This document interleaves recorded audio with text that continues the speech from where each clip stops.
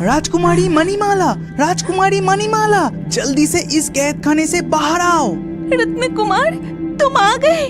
मैं जानती थी कि तुम आओगे, लेकिन राजकुमार, अगर किसी ने तुम्हें यहाँ देख लिया तो तुम्हारे लिए बहुत बड़ा खतरा हो जाएगा।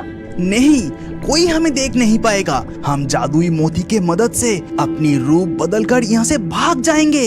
इसके बाद रत्न कुमार एक जादुई मोती मणिमाला को देते हैं और एक जादुई मोती अपने पास रखते हैं। मणिमाला, अब तुम जो रूप धारण करना चाहती हो मन ही मन कहो। तुरंत ही मणिमाला एक लाल मछली में बदल जाती है। फिर रत्न कुमार भी एक पीली मछली का रूप धारण करते हैं। और देर मत करो मणिमाला, अब तुम मुझे अनुसरण करते हुए मेरे पीछे पीछे आओ। ये कहकर पीली मछली रूपी रत्न कुमार आगे आगे जाते हैं और उन्हें अनुसरण करते हुए पीछे पीछे जाती है लाल मछली रूपी मणिमाला। लेकिन कुछ दूर जाते ही इस उत्तर जल राज्य में ऐसी लाल और पीली मछली तो मैंने कभी नहीं देखी। मुझे इस घटना के बारे में जल रानी को अभी बताना पड़ेगा। इसके बाद नागराज जल रानी के पास जाकर लाल और पीली मछली के बारे में बताने लगते हैं। लाल और पीली मछली उत्तर जल राज्य में, और वो तेजी से कारागार की तरफ से जा रही थी। मुक्तमाला, राजकुमार कहाँ है? क्यों? वो तो अपने विश्राम कक्ष में ही होंगे। नागराज, मेरे साथ आओ, मत्स्य कुमार के विश्राम कक्ष में जाकर देखते हैं।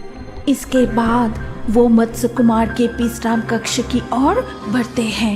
इधर मणिमाला और रत्न कुमार जल देवता के पास पहुंच के अपने अपने असली रूप में आते हैं। क्या हुआ जलकन्या मणिमाला, ऐसे छद्मवेश में मेरे पास? इसके बाद जलकन्या मणिमाला जल देवता को सारी घटना बताने लगी। हे जलदेव, अब तो आप सब कुछ जान चुके हैं। आप ही कहिए कि हमें अब क्या करना चाहिए। ये सारी घटना सुनने के बाद मेरा मानना है कि तुम दोनों को अभी शादी कर लेना चाहिए। हमारे जल राज्य के नियम अनुसार एक बार विवाह हो जाए तो उस बंधन को कोई नहीं तोड़ सकता। ये सुनकर मणिमाला और रत्न कुमार बहुत खुश हो जाते हैं। अब और देर मत करो, तुम दोनों की विवाह के लिए सीपियों की माला तैयार करो और मैं शंख को ले आता हूँ। रिवाज के अनुसार शुभ शंख के ध्वनि के साथ ही तुम्हारा विवाह संपन्न होगा। ये कहकर जलदेव वहाँ से चले जाते हैं। फिर मणिमाला और रत्न कुमार सीपी के माला तैयार करने के लिए समुन्दर की गहराइयों में जाते हैं। और उधर तब नागराज, ये क्या, विश्राम कक्ष तो खाली है, रत्न कुमार कहाँ गए? मुक्तमाला, तुम पूरा दिन कहाँ थी? मैंने तुम्हें रत्न कुमार की देखभाल करने की जिम्मेदारी सौंपी थी। मैं तो खुद को और सुंदर बना रही थी। जल कुमार तो अपने विश्राम कक्ष में ही थे। चुप रहो, तुम कुछ मत बोलो। सब मेरे साथ कारागार की ओर चलो। ये कहकर मत्स्य रानी सभी को लेकर कारागार की ओर जाती है और वहाँ पहुँच के मैंने जो सोचा था वही हुआ। इसका मतलब उन्होंने रूप बदलकर यहाँ से भाग गए हैं। उसी समय दूर से एक शंख ध्वनि सुनाई देती है। ये तो जल राज्य में जब किसी का विवाह होता है तभी ये शंख बजता है, वो भी जलदेव भी बजाते हैं। इसका मतलब जल रानी के ये बात खत्म होते ही वो सभी उस दिशा में बढ़ते हैं और जल रानी अपने सैनिकों को आदेश देती है। सैनिकों, तुरंत जलदेव के भवन में पहुंचो। मेरा विश्वास है कि वही रत्न कुमार और मणिमाला मिलेंगे। जल्दी जाके उन्हें बंदी बनाओ। मत्स्य रानी का आदेश सुनते ही उनके सभी सैनिकों नागराज जलदेव के निवास की ओर बढ़ते हैं। इधर जलदेव, सुनो मणिमाला और रत्न कुमार, तुम दोनों यहाँ से अभी भाग जाओ। मुझे पानी की तरंग से आवाज मिल रहा है कि जल रानी अपने सैनिकों के साथ तुम्हें पकड़ने आ रहा है। तो अब हम क्या करें? कहाँ जाएंगे हम जल्दी?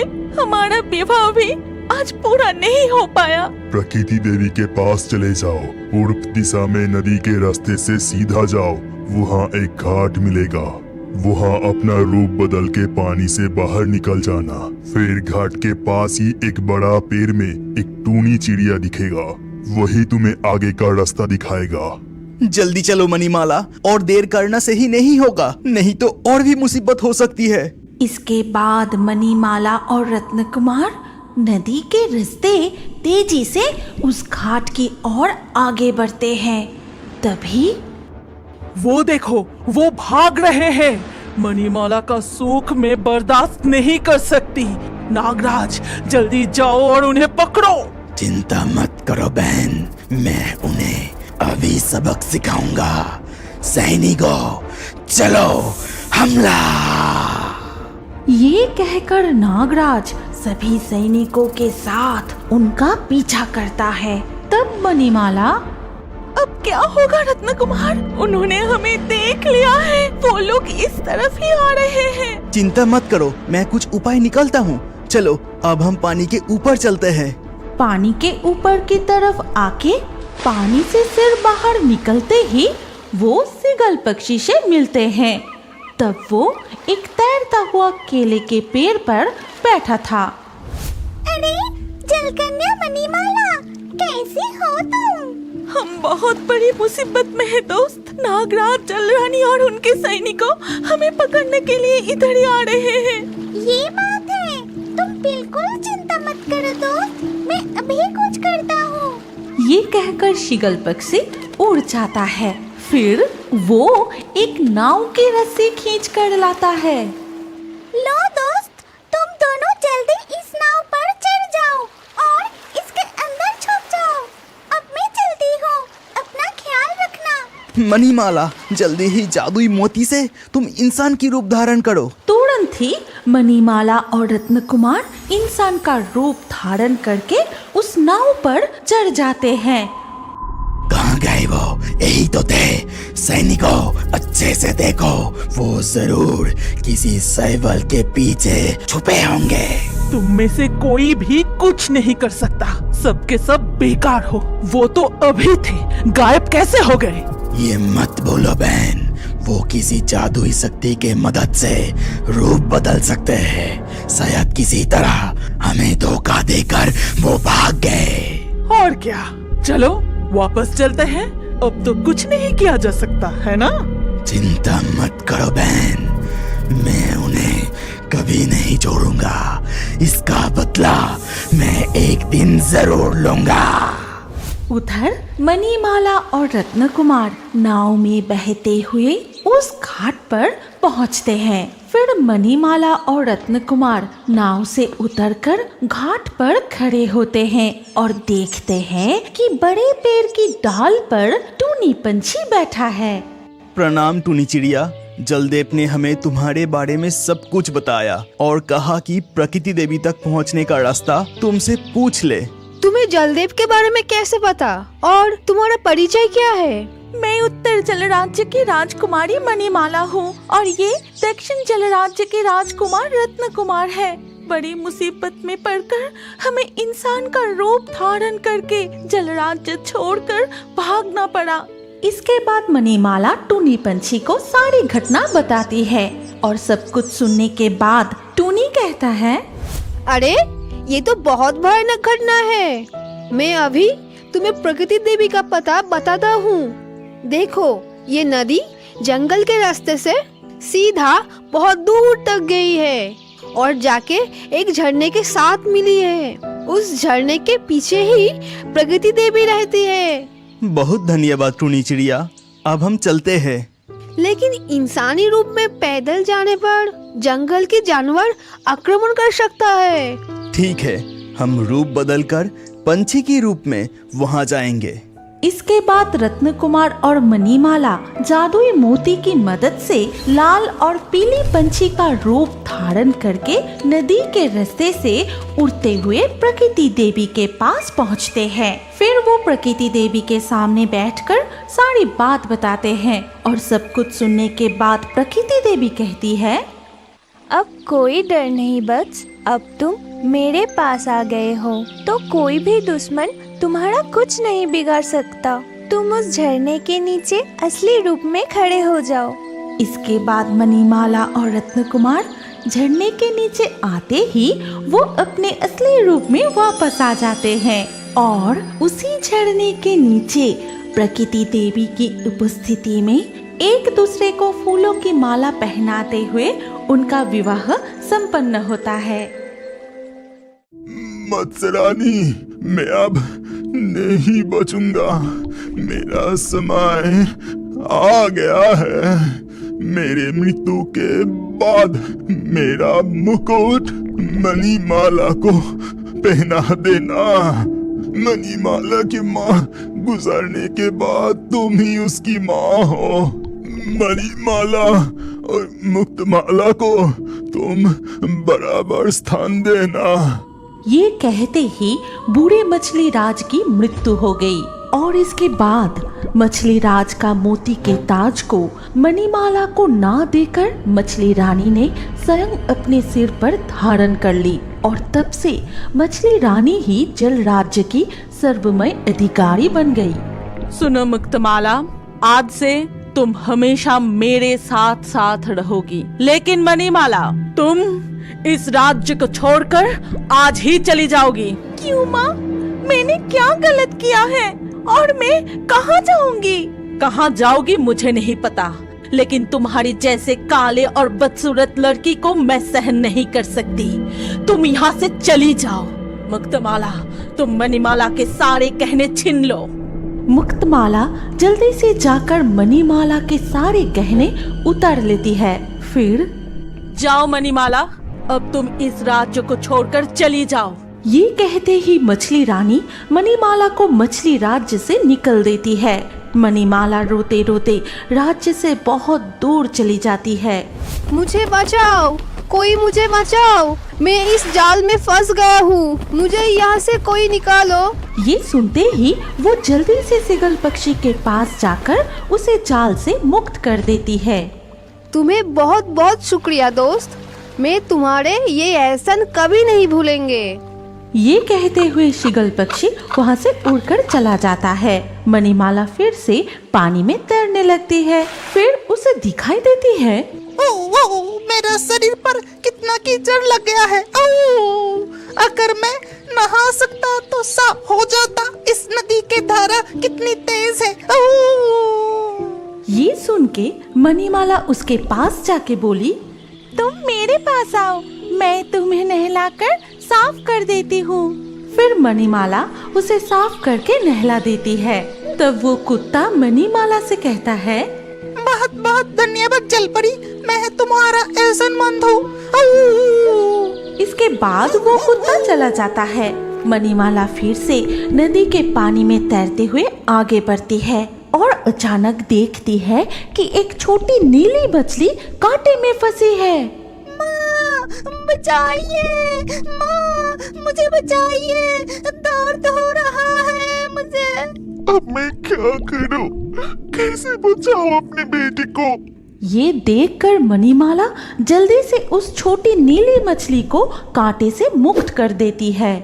तुम्हें बहुत बहुत धन्यवाद जलपरी, तुम्हारी ये मदद मैं हमेशा याद रखूंगी।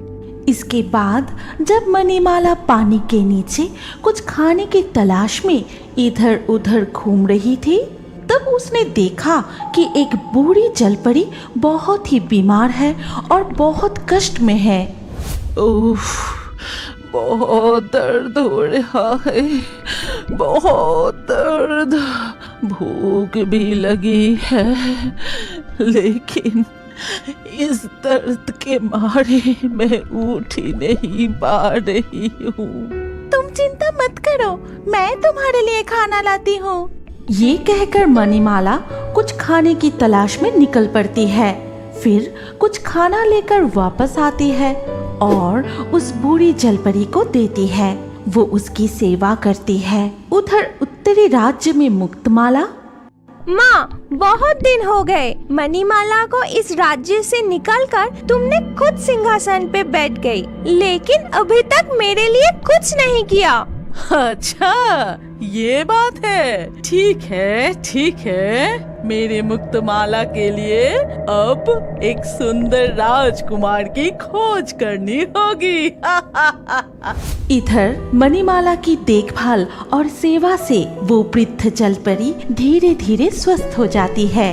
अच्छा मणिमाला, तुम इतने दिनों से मेरे पास हो, लेकिन तुम कौन हो, कहाँ से आई हो, ये तो मैंने पूछा ही नहीं।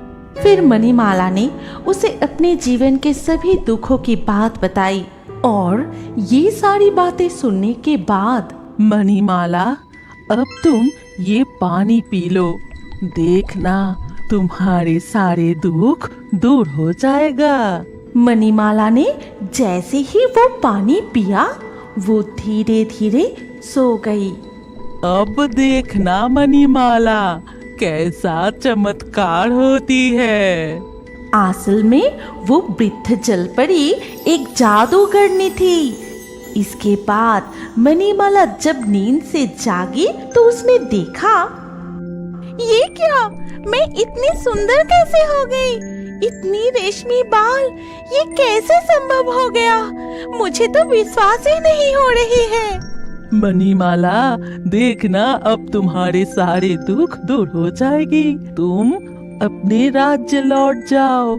ये सुनकर मणिमाला ने उस वृद्ध जलपरी से विदा लेके अपने उत्तरी राज्य की ओर लौटने लगी। लौटते समय रास्ते में उसकी फिर से उस नीली मछली से मुलाकात हो गई। खूबसूरत मणिमाला, जरा रुको, ये सारे गहने पहन लो, तुम और भी सुंदर लगोगी। इतने सारे गहने सब मैं पहनूंगी? हाँ जी हाँ, सारे गहने तुम्हारे लिए, चाहो तो और भी दे सकती हूँ। इसके बाद मणिमाला मुस्कुराते हुए उन गहने को पहन लेती है। फिर नीली मछली और उसके बेटे को अलविदा कहकर नदी के रास्ते आगे बढ़ने लगती है। कुछ दूर जाने के बाद पानी से सिर उठा के देखती है कि वही कुत्ता खड़ा है। वो, रुको जलपरी, मैं तुम्हारी प्रतीक्षा कर रहा था। मेरे इंतजार में? क्यों दोस्त, क्या तुम्हें किसी मदद की जरूरत थी? नहीं, आज तुम्हारे साथ मेरे मालिक रत्न कुमार का मुलाकात करवाऊंगा। ठीक उसी वक्त उस कुत्ते का मालिक रत्न कुमार वहाँ आता है। मणिमाला जलपरी, मैं तुम्हारे बारे सब जानता हूँ और मैं तुमसे शादी करना चाहता हूँ।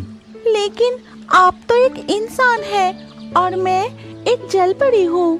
नहीं, तुमने इतने दिनों तक जिस बूढ़ी जलपरी की सेवा की, असल में वो जादूगरनी झिनुकमाला मेरी माँ है। मैं एक विशेष काम से स्थल पर आया था, लेकिन अब तुम्हारे साथ शादी करके तुम्हारे साथ ही रहना चाहता हूँ। लेकिन उत्तर जल राज्य में मेरी माँ और बहन मुक्तमाला है, उन्हें बिना बताए शादी कैसे संभव है? ठीक है, तो फिर मुझे तुम्हारे साथ ले चलो, तुम्हारे राज्य जाके माता से अनुमति लेंगे। ये कहते ही जैसे ही रत्न कुमार पानी में उतरता है, वो भी एक जल कुमार का रूप धारण कर लेता है। फिर रत्न कुमार और मणिमाला एक साथ जलपथ से आगे बढ़ते हैं। आखिरकार वो दोनों उत्तरी जल राज्य के राजमहल में पहुंचते हैं। मणिमाला, तू फिर इस राज्य में वापस आ गई? ये रूप, इतनी गहने कहाँ से मिली तुझे? माँ, उधर देखो, मणिमाला के साथ वो कौन आया है? मैं दक्षिण राज्य का राजकुमार रत्न कुमार हूँ। मैं मत्स्य कन्या से विवाह करने का प्रस्ताव लेके आया हूँ। क्या सच में? कितनी खुशी की बात है। माँ मुक्तमाला, राजकुमार को जल्दी से उनके विश्राम कक्ष में ले जाओ। मुक्तमाला भी मुस्कुराते हुए रत्न कुमार के पास आती है और उससे कहती है, आइए राजकुमार, मेरे साथ आइए, मैं आपको विश्राम कक्ष में ले जाती हूँ। और जल्दी से वो रत्न कुमार को साथ लेकर वहाँ से चली जाती है। इसके बाद मछली रानी, मणिमाला, तुम मेरे साथ चलो। ये कहकर मत्स्य रानी मणिमाला को साथ लेकर वहाँ से सीधा चली जाती है एक जेल के सामने। फिर उस जेल में मणिमाला को कैद कर देती है। आज से तुम यही बंदी रहोगी। मैंने तुम्हें निकल दिया था और तुम फिर से वापस आ गई, वो भी इतनी सुंदर बनकर, इतने सारे गहने पहन के। बहुत हिम्मत है तेरी। नहीं नहीं, मुझे छोड़ दीजिए। अगर रत्न कुमार मुझे नहीं देख पाए तो वो मेरे लिए बहुत चिंता करेंगे। छोड़ दीजिए मुझे। चिंता करेगी? सुन ले, रत्न कुमार के साथ मुक्तमाला की शादी होगी, तेरे साथ नहीं। ये कहकर मत्स्य रानी वहाँ से चली जाती है और बेचारी मणिमाला जेल में कैद होकर फूट फूट के रोने लगती है।